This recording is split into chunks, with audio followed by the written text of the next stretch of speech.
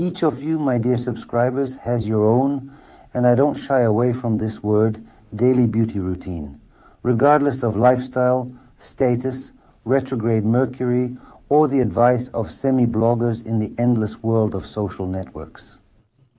And of course, I'm confident that each of you has your own makeup application techniques and corresponding tools, from fingertip pads, cotton swabs, sponges, and brushes.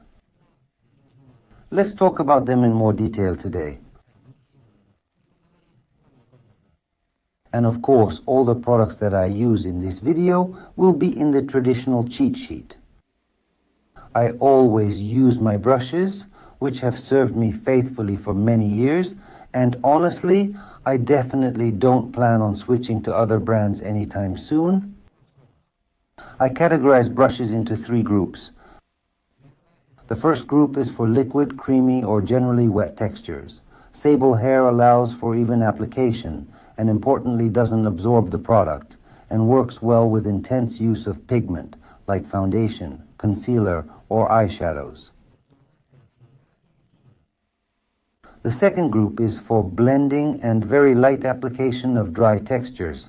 I'm talking about squirrel hair, which is ideal for blushes, executing light dry corrections, or some airy touch to create a certain illusion.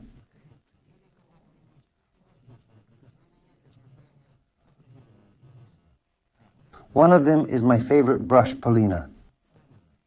I think I'll share the story behind this brush a bit later.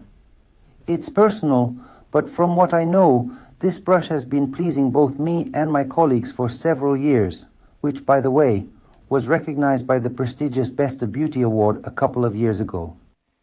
The third category is dedicated to brushes designed for applying powder. I use Himalayan cashmere goat hair, which is likely peacefully grazing in the mountains around Keshtwar. This brush is used for broad application of light loose products, my traditional powder dance. Of course, there are a couple of nuances. Believe me, there's no point in using soft-haired brushes, goat or squirrel, for wet textures. The hair clumps together and you can forget about gentle blending. But sable, that's a completely different story. It allows you to work with any, I emphasize any, textures depending on the density and shape of the brush.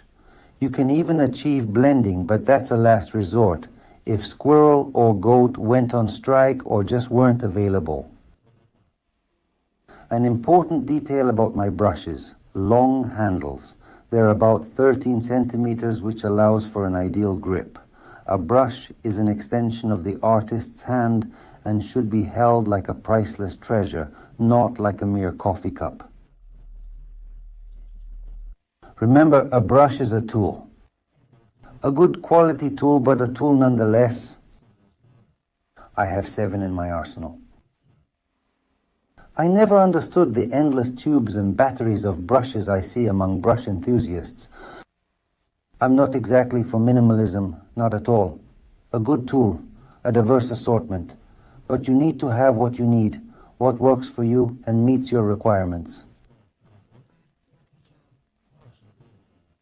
You see, no amount of advice or persuasion will convince you of anything until you see the visual result.